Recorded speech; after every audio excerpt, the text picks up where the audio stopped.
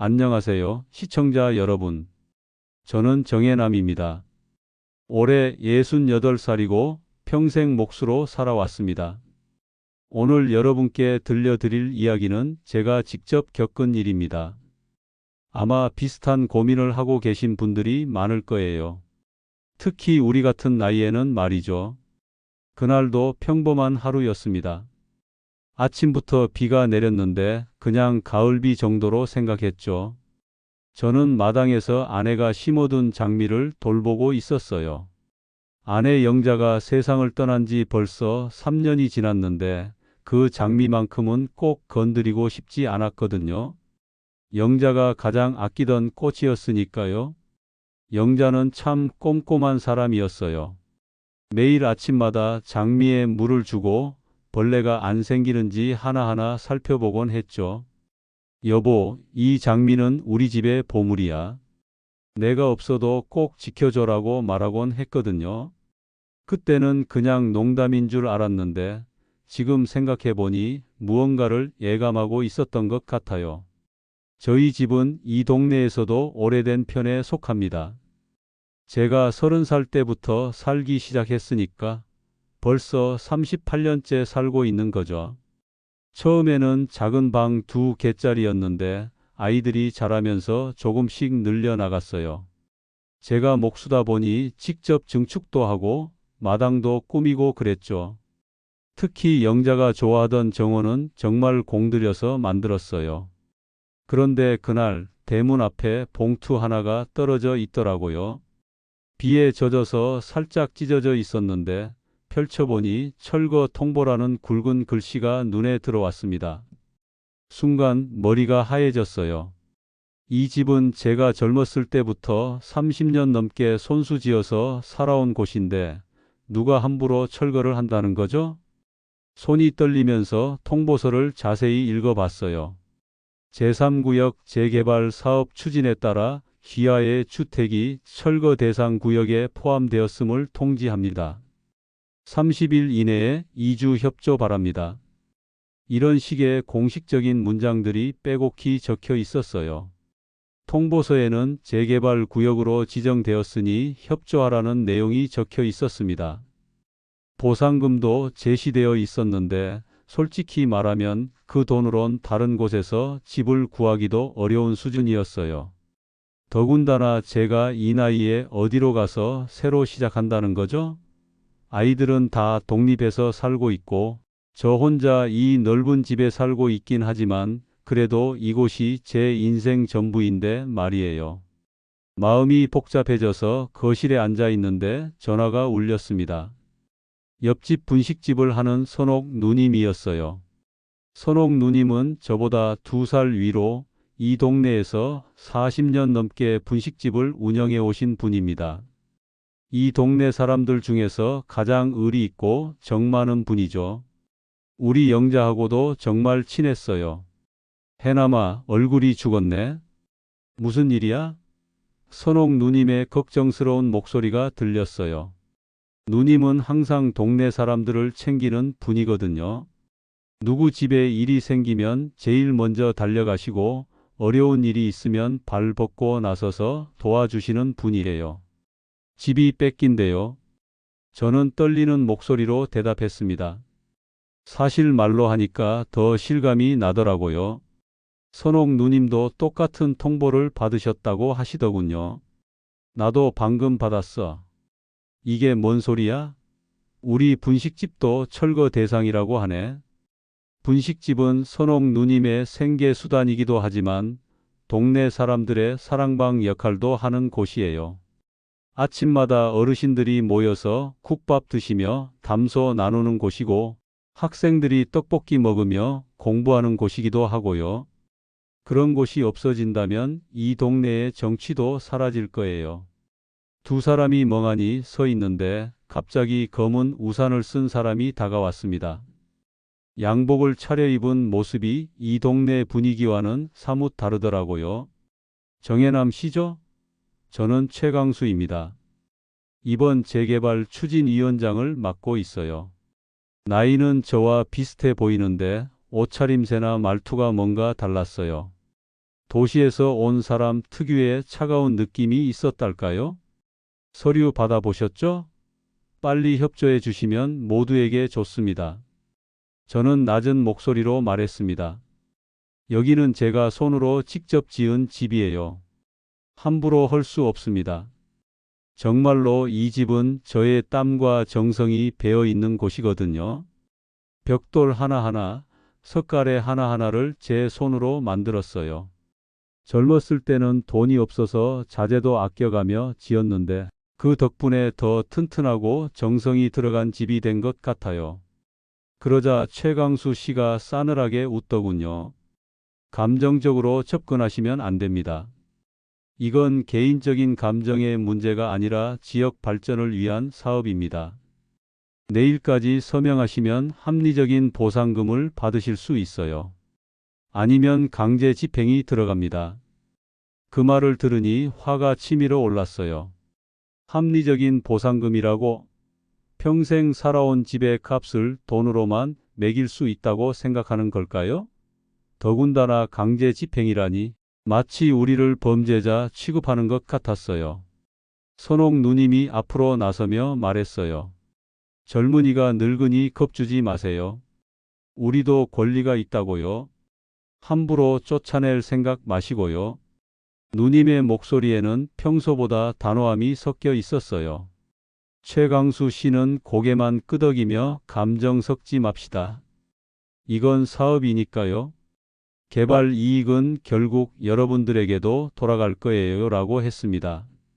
하지만 그의 표정에서는 우리를 진심으로 생각한다는 느낌을 전혀 받을 수 없었어요. 그가 떠나고 나서 바람에 장미가 흔들리는 걸 보니 가슴이 아팠습니다. 저는 장미를 조심스럽게 만지며 혼잣말로 중얼거렸어요. 내가 지켜낼게. 약속해. 영자가 살아있다면 뭐라고 했을까요? 아마 우리 집 지키라고. 절대 포기하지 말고라고 했을 것 같아요. 선앱 누님이 물었습니다. 혹시 증거 같은 거 있어? 집 소유권을 확실히 증명할 수 있는? 물론이죠. 등기부 등본도 있고 집 지을 때 대출받은 영수증도 다 보관해 뒀어요. 건축허가서도 있고 준공 확인서도 있어요. 이 집이 제 것이라는 건 분명해요. 그때 선옥 누님이 제 어깨를 토닥이며 말씀하셨어요. 해남아, 걱정하지 마. 우리 혼자가 아니야. 동네 사람들이 다 내 편이라고. 그리고 법이 있잖아. 함부로 남의 집을 뺏을 수는 없어.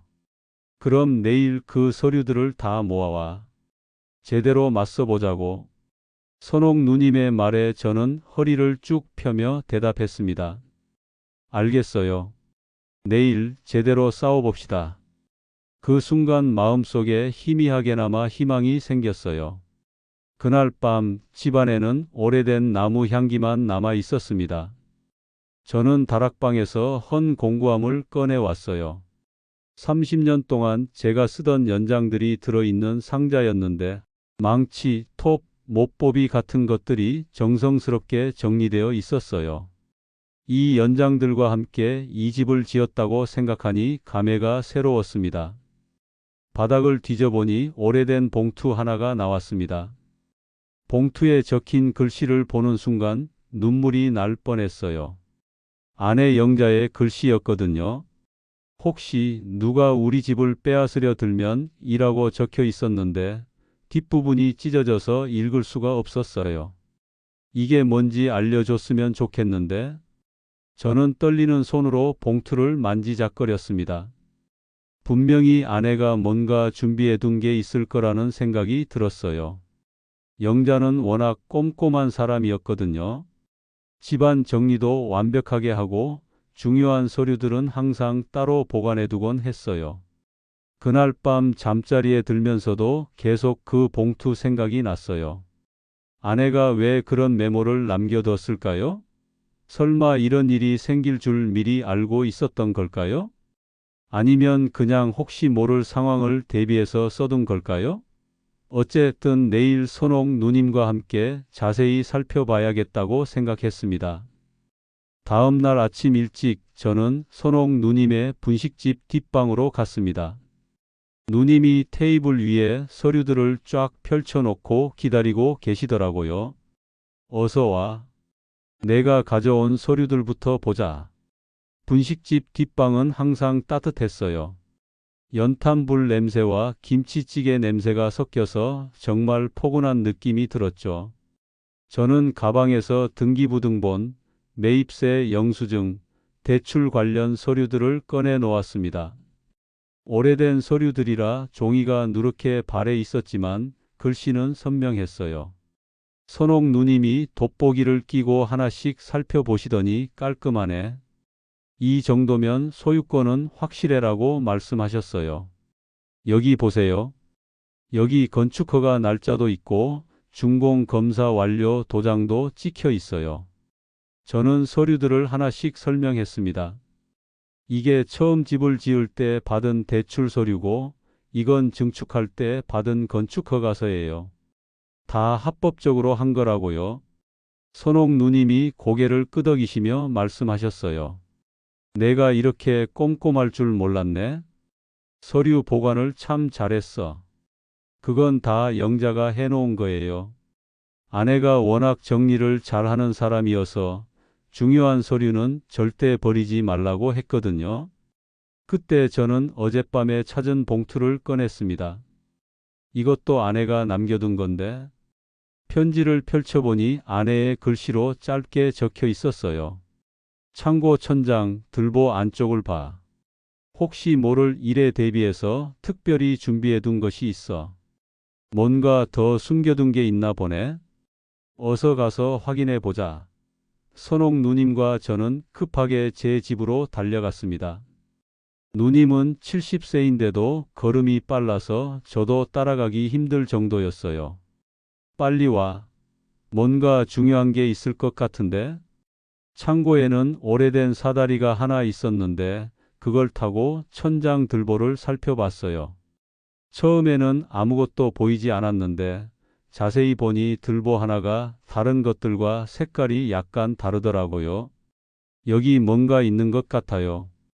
아니나 다를까 들보 사이에 뭔가가 끼워져 있더라고요. 못을 뽑고 조심스럽게 꺼내보니 긴 상자가 나왔습니다. 상자는 방습지로 꼼꼼하게 쌓여 있었어요. 아내가 이런 것까지 생각했구나. 저는 감탄하며 상자를 열었습니다. 상자 안에는 손으로 쓴 계약서가 들어 있었어요. 종이도 좋은 것을 썼고 글씨도 정성스럽게 쓰여 있었어요. 이게 뭐지? 저는 서류를 자세히 읽어봤습니다. 그런데 놀라운 내용이 적혀 있었어요. 부동산 매매 계약서, 보조각서, 마이너스 공용 통로 부분은 매도에서 제외하며 기존 정원은 현상 보존하기로 양 당사자가 합의함. 추후 재개발 시에도 이 조건은 유지되어야 함. 이런 내용이었어요. 선옥 누님이 소리쳤습니다. 이거야. 이게 핵심이라고. 이건 보물이야. 누님의 흥분된 목소리를 듣고 있는데 갑자기 초인종이 울렸어요. 문을 열어보니 최강수 씨가 서 있었습니다. 오늘은 동행인 2명까지 데리고 왔더라고요. 정혜남 씨, 시간 끌지 마시고 빨리 사인합시다. 시간이 아까워요. 그는 여전히 건방진 어조로 말했어요. 오늘 서명하지 않으면 내일부터 강제 집행에 들어갑니다. 동행인 중 한 명이 서류 뭉치를 내밀었어요. 저는 아내가 남긴 각서를 그에게 내밀었습니다. 이 조항 좀 보세요. 정원 부부는 매도 대상이 아니에요. 처음 집을 살 때부터 이미 합의된 사항이라고요. 최강수 씨의 눈썹이 꿈틀거리더니 각서를 빼앗아서 자세히 들여다봤어요. 그거 사문서일 수도 있잖아요. 누가 만든 건지도 모르고. 최강수 씨가 무시하는 투로 말했지만 저는 준비가 되어 있었습니다. 여기 원본 도장도 있고 매도인과 매수인 서명도 있어요. 증인도 2명이나 되고요. 저는 각서 아래쪽을 가리켰습니다. 정말로 도장이 선명하게 찍혀 있었고 서명도 흐려지지 않은 상태였어요. 선옥 누님이 덧붙였어요. 증인은 우리 동네 교회 장로님하고 파출소장님이에요. 두 분 다 살아계시고 기억도 하고 계실 거예요. 누님은 자신 있게 말씀하셨어요. 필요하면 지금 당장 모셔다 드릴 수도 있어요. 최강수 씨가 씩 웃으며 말했습니다. 제 변호사가 알아서 처리할 겁니다. 그런 옛날 종이로는 어림없어요. 법정에서 효력이 있을지 의문이군요. 그는 각서를 돌려주면서 고개를 저었어요. 그리고 설령 그 각서가 진짜라고 해도 재개발 사업의 공익성 앞에서는 개인의 사적 권리가 제한될 수 있습니다. 동행인 중 한 명이 법률 용어를 섞어가며 말했어요. 그렇게 말하고 나간 후에 선옥 누님이 제게 속삭였어요. 증인부터 확보하자. 오늘 두 분 다 만나보자고. 그 사람들이 변명할 여지를 주지 말자. 저는 고개를 끄덕였습니다. 누님 말이 맞아요. 지금 당장 가봅시다. 오후에 우리는 먼저 교회 사무실로 갔습니다. 교회는 이 동네에서 가장 오래된 건물 중 하나였어요. 늙은 장로님이 사무실에 계시더라고요. 김영수 장로님은 올해 80살이신데 정신이 아직도 또렷하세요. 어서 와요, 해남씨, 선옥씨. 무슨 일로 왔나요? 장로님의 따뜻한 목소리를 듣는 순간 마음이 편해졌어요. 저는 각서를 내밀며 상황을 설명했습니다.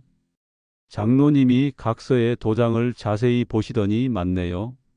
정영자 권사님이 참 꼼꼼하셨어요. 이 일로 제게 찾아와서 증인 서명을 부탁하셨거든요라고 말씀하셨어요.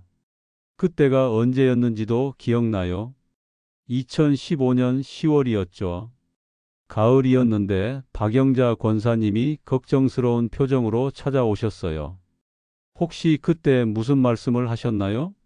선옥 누님이 물어봤어요. 장로님이 잠시 생각하시더니 말씀하셨어요. 박영자 권사님이 그러시더군요. 혹시 모를 일에 대비해서 미리 정리해두고 싶다고. 그래서 이 각서에 증인으로 서명해 달라고 하시더라고요. 장로님, 혹시 필요하면 이 사실을 증언해 주실 수 있으세요? 제가 조심스럽게 물어봤어요. 장로님이 단호하게 대답하셨습니다. 물론이죠. 하나님 앞에서 거짓말할 수는 없으니까요. 이건 분명히 제가 직접 본 일이에요. 파출소에서도 마찬가지였습니다. 박철민 소장님이 그때 일이 기억나네요. 혹시 분쟁이 생기면 여기서 확인해 드리겠다고 약속했잖아요 라고 하시더군요. 박영자 씨가 정말 신중한 분이셨어요. 이런 일까지 미리 생각하셨다니. 소장님이 덧붙여 말씀하셨어요. 해남 씨 걱정하지 마세요. 이 각서는 법적으로 충분한 효력이 있을 거예요. 저와 장로님이 증인이니까 문제 없어요. 저는 하늘을 올려다보며 중얼거렸습니다. 영자야, 정말 잘해뒀구나. 고마워. 마음 한편으로는 영자가 그리워지기도 했고 다른 한편으로는 든든함을 느꼈어요. 이렇게 미리 준비해둔 영자의 마음을 생각하니 눈물이 날 것 같았어요. 그런데 그때 휴대폰으로 문자가 하나 왔어요. 발신자는 최강수 씨였습니다. 내일 오전 9시 굴착기 투입 예정. 더 이상 협조 요청 드리지 않겠음. 마지막 통보입니다. 이 메시지를 본 선옥 누님이 이를 악물며 말했어요. 시간이 없어. 내일까지 뭔가 해야 해. 저 사람들 정말로 굴착기를 가져올 모양이야. 저도 마음이 급해졌습니다. 아무리 증거가 있다고 해도 일단 집이 흘리면 되돌릴 수 없으니까요. 그날 저녁 저는 집에서 혼자 곰곰이 생각해 봤어요. 영자가 이렇게까지 준비해둔 이유가 뭘까? 단순히 집을 지키기 위한 것일까? 아니면 다른 더 깊은 뜻이 있는 걸까? 어쨌든 내일은 정말 중요한 하루가 될 것 같았어요. 그날 밤 저는 잠을 제대로 이루지 못했어요.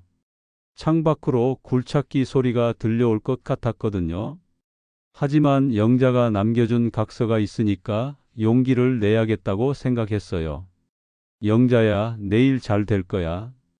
내가 준비해준 걸로 우리 집 지켜낼게. 이른 아침 정말로 엔진 소리가 골목을 가득 채웠습니다.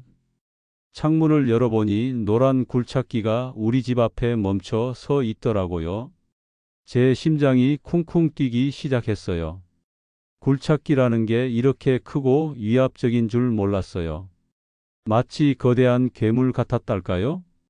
굴착기 뒤에는 트럭 2대가 더 서 있었고 작업복을 입은 사람들이 여러 명 내려서 뭔가 준비를 하고 있었어요.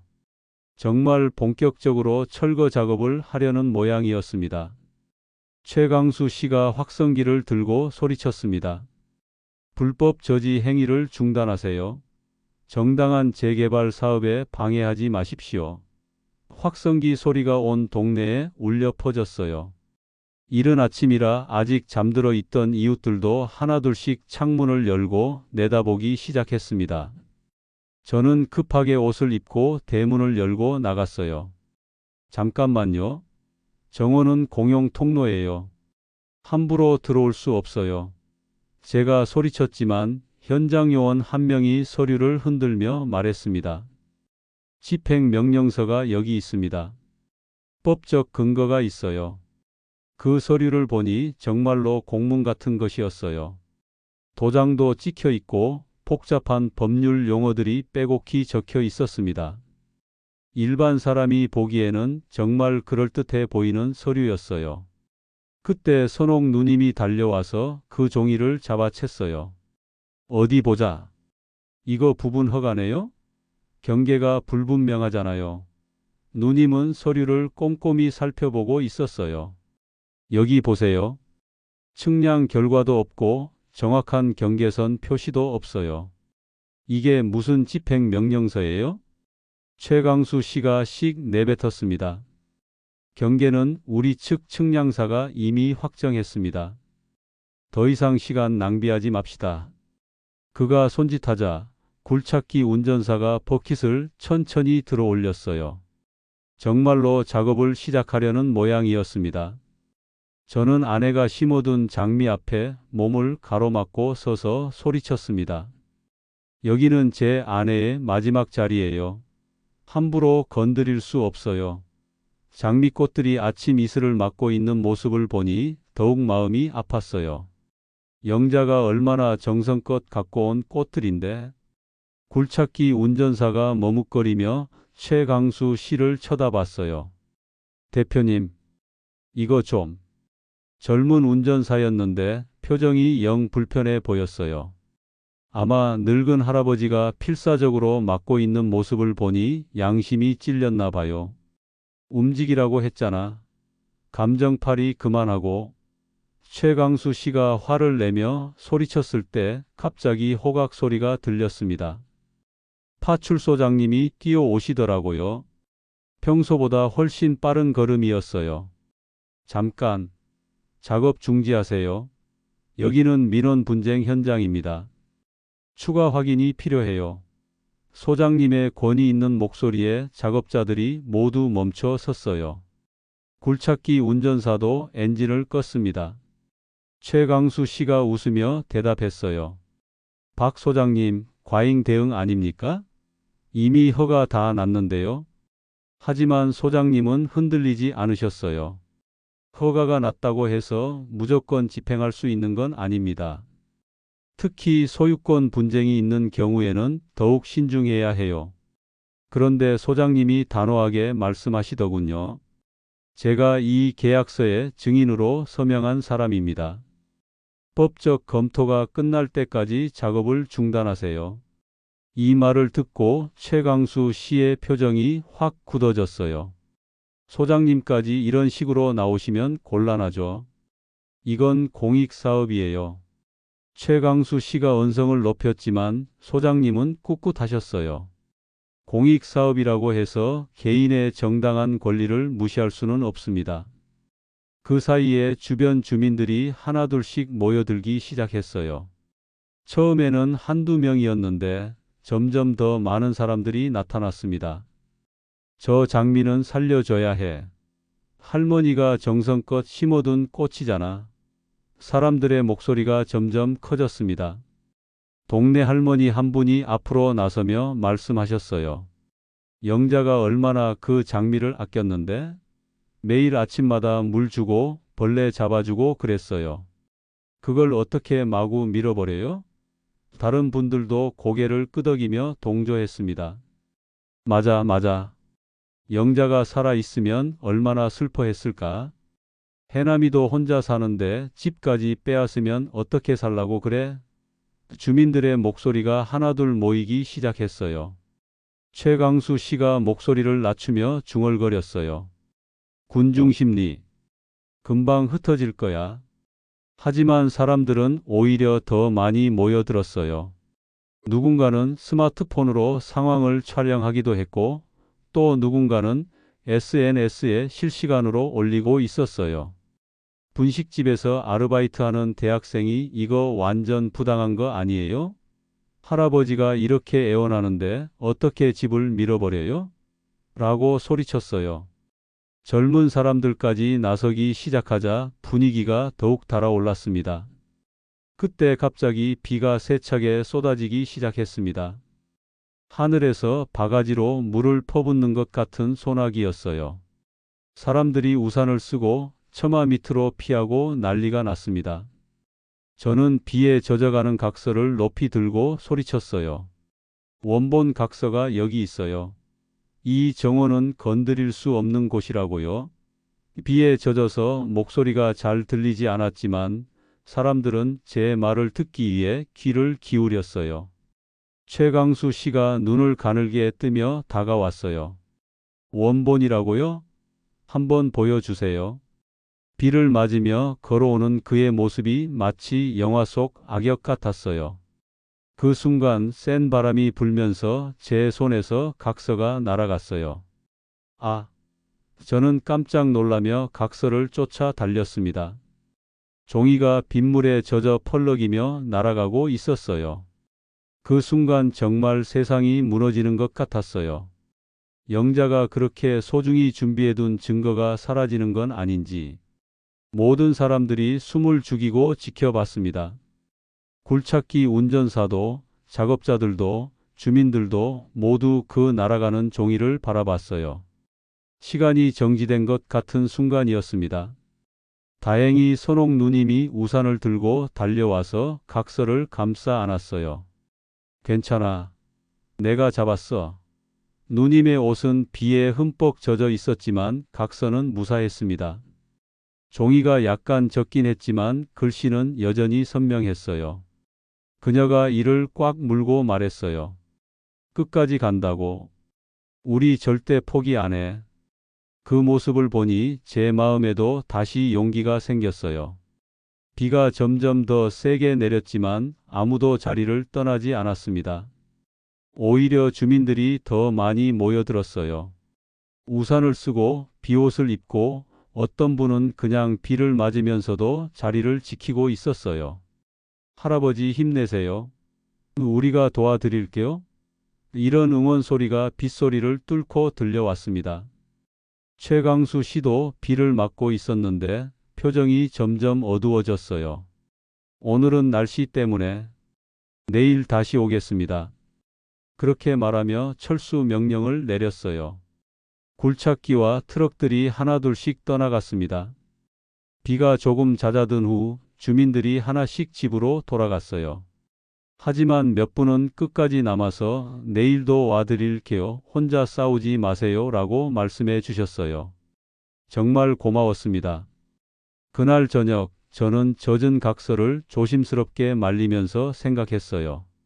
오늘 일로 확실히 깨달은 게 있었어요. 저 혼자서는 절대 이길 수 없다는 것과 하지만 혼자가 아니라는 것, 많은 사람들이 저를 응원하고 도와주고 있다는 사실이 정말 큰 힘이 되었어요.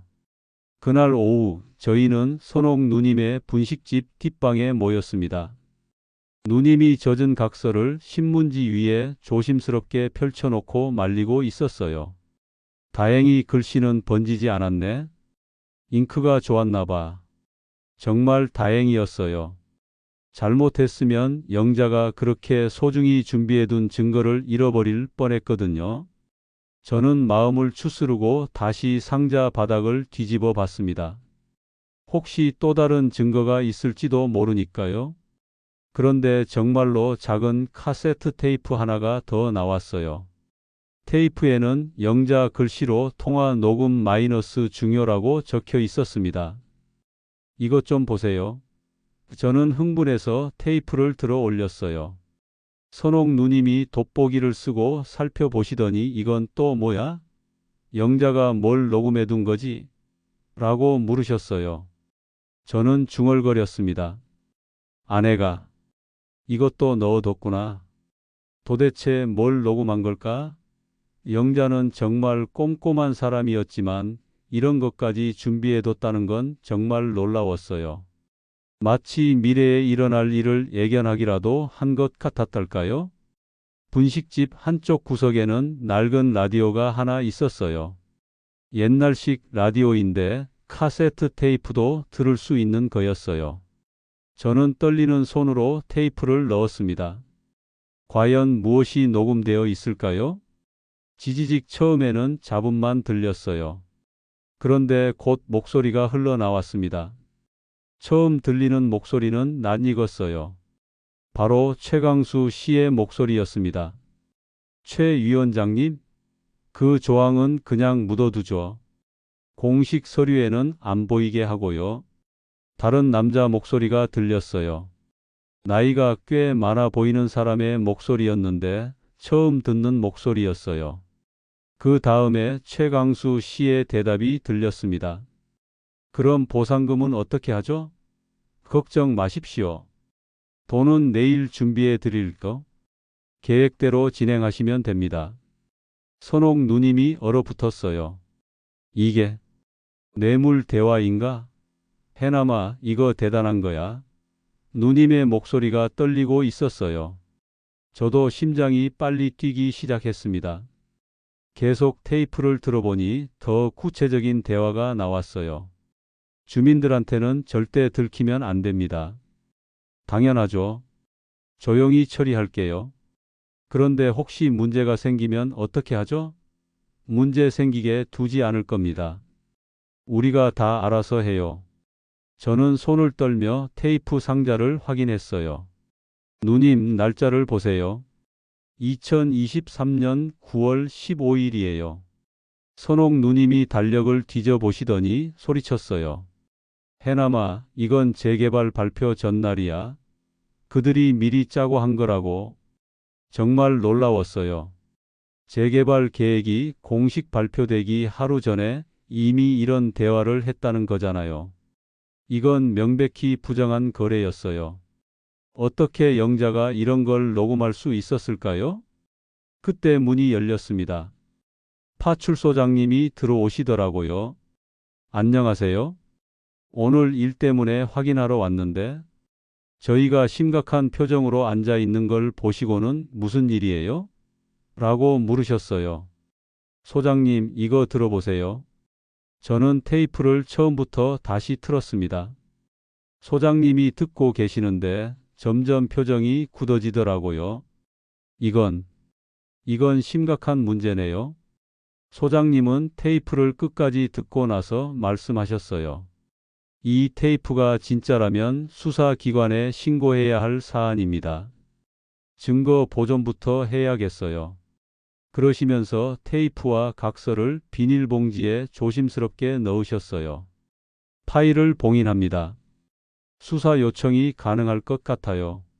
소장님의 말을 듣고 저는 고개를 들었습니다.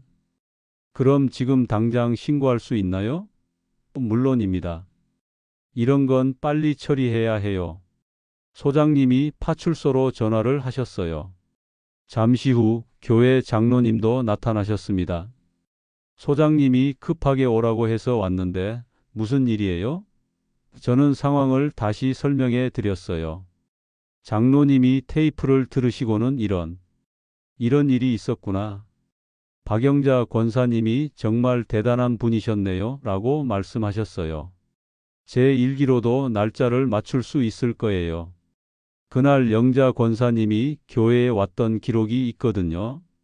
바로 그때 최강수 씨가 헐레벌떡 들이닥쳤어요. 여기서 뭐 하는 거요? 사유지 침입 아닙니까? 숨이 차서 말을 제대로 못하고 있었어요. 아마 누가 알려줬나 봐요. 소장님이 단호하게 말씀하셨어요. 증거 훼손 우려가 있어서 접근을 금지합니다. 더 이상 가까이 오지 마세요. 최강수 씨의 얼굴이 하얗게 질렸어요. 무슨 증거 말입니까? 그때 주민 몇 분이 휴대폰을 들고 들어왔어요. 할아버지 인터넷 방송 해드릴게요.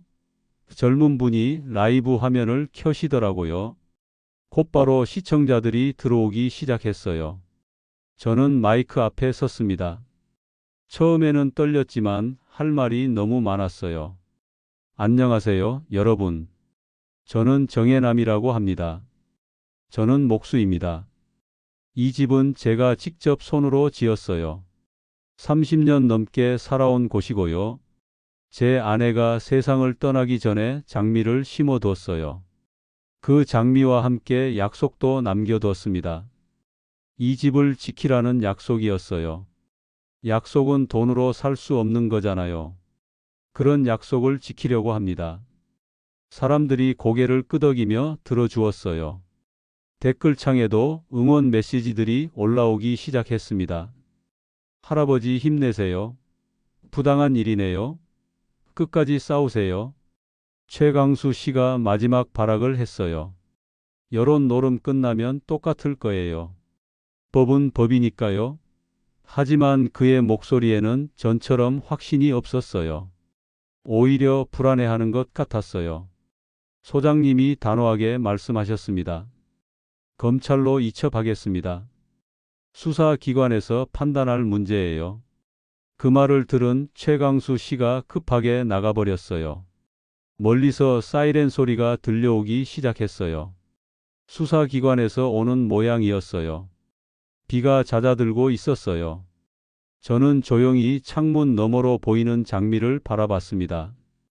이제 우리 차례구나. 저는 혼잣말로 중얼거렸어요.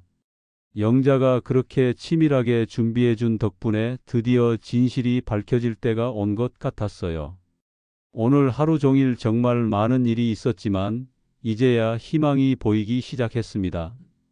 라이브 방송은 계속되고 있었고 점점 더 많은 사람들이 시청하고 있었어요. 전국 곳곳에서 응원 메시지가 올라왔어요. 이제 저 혼자만의 싸움이 아니었어요. 많은 분들이 함께 해주시고 있었거든요. 사흘 뒤 아침 뉴스를 켜니 우리 이야기가 나오더라고요. 지역 재개발 사업 비리 의혹으로 수사 착수, 시민들의 용기 있는 제보로 진실 규명 시작, 이런 제목들이 화면에 떠올랐어요. 정말 믿기지 않았어요. 저 같은 평범한 노인의 이야기가 이렇게 많은 사람들에게 알려질 줄이야. 최강수 씨는 검찰 조사를 받게 되었어요. 영자가 남겨둔 테이프 때문에 결정적인 증거가 확보된 거죠. 그 외에도 비리에 연루된 사람들이 몇 명 더 있다는 소식도 들렸어요. 정말 큰 사건이 된 모양이었습니다. 가장 기쁜 소식은 분쟁 구역이 보존 결정이 났다는 것이었어요. 재개발은 계속 진행되지만 우리 집과 정원 부분은 그대로 남겨두기로 한 거예요. 특히 영자가 심어둔 장미 정원은 역사문화보전구역으로 지정되었답니다. 마을회관에서 작은 모임이 열렸습니다. 그동안 도와주신 분들이 모두 오셨어요. 선옥 누님이 정성스럽게 준비한 잔치국수를 퍼주시더라고요. 우리 진짜 잘 버텼다. 정말 잘 버텼어. 누님의 목소리에는 감격이 섞여 있었어요. 저도 웃으며 대답했습니다. 다 누님 덕분이에요. 누님이 없었으면 진작에 포기했을 거예요. 정말 선옥 누님이 아니었다면 이런 결과를 만들어낼 수 없었을 거예요. 처음부터 끝까지 저와 함께 해주셨거든요. 박철민 소장님도 오셔서 고개를 끄덕이며 말씀하셨어요. 증거가 모든 걸 말해줬어요. 진실은 결국 밝혀지는 법이에요. 김영수 장로님도 덧붙이셨어요. 박영자 권사님의 약속이 지켜진 거네요. 정말 대단한 분이셨어요. 그날 오후 저는 장미 앞에서 작은 표지판을 박았습니다. 영자의 길 마이너스 사랑과 약속이 피어나는 곳 이렇게 적힌 예쁜 팻말이었어요. 동네 목공소에서 무료로 만들어준 거였어요. 영자야, 이제 사람들이 내 마음을 알 수 있을 거야. 저는 장미를 바라보며 낮게 말했습니다. 영자야, 나 이제야 제대로 배웠다. 약속이 뭔지, 약속을 지킨다는 게 뭔지 말이야. 바람이 불어서 장미꽃잎이 살랑살랑 흔들렸어요. 마치 영자가 대답하는 것 같았달까요? 선옥 누님이 물었습니다. 이제 뭘 할 거야? 집도 지켜냈고 사건도 해결됐는데. 저는 잠시 생각해보고 대답했어요. 의자를 만들까 해요. 벤치 말이에요. 누구나 와서 쉴 수 있게. 그게 좋겠네. 영자도 좋아할 것 같아. 누님이 웃으며 말씀하셨어요. 저도 그렇게 생각했어요. 영자는 항상 다른 사람들을 배려하는 마음이 많았거든요. 혼자만 좋은 것보다는 함께 나누는 걸 좋아했어요. 며칠 후 저는 정말로 마을 어귀에 벤치를 만들어 세웠습니다. 30년 넘게 목수 일을 해온 저희 마지막 작품이라고 할 수 있을까요? 튼튼한 참나무로 만든 벤치였어요. 등받이에는 영자의 쉼터 마이너스 함께 나누는 마음이라고 새겨 넣었습니다. 벤치를 세운 첫날부터 사람들이 앉기 시작했어요. 아침에 산책하는 어르신들, 학교 가는 학생들, 퇴근길 직장인들까지 모든 사람들이 잠깐씩이라도 앉아서 숨을 돌리고 가더라고요. 그 모습을 보니 정말 뿌듯했어요. 어느 날은 젊은 엄마가 아이와 함께 와서 앉아 있는 모습을 봤어요. 아이가 엄마, 이 벤치 누가 만든 거예요? 라고 물어보니 엄마가 할아버지가 우리를 위해서 만들어 주신 거란다라고 대답하더라고요. 그 말을 듣는 순간 가슴이 뭉클했어요. 또 어떤 날은 연인들이 와서 조용히 이야기를 나누고 가기도 했어요. 할머니들이 와서 옛날 이야기를 하시기도 하고 동네 아이들이 와서 숙제를 하기도 했어요. 정말 영자가 원했던 대로 모든 사람들이 함께 나누는 공간이 된 것 같았어요.